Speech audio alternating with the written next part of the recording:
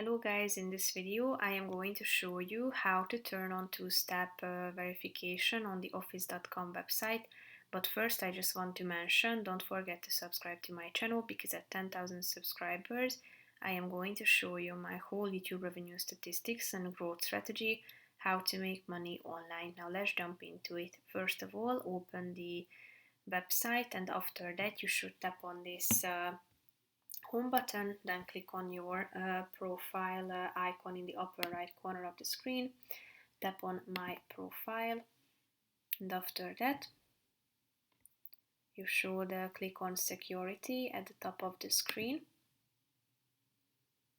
Go to the top and tap on two-step verification. Here you can enter your password. Here you can see that when was it changed.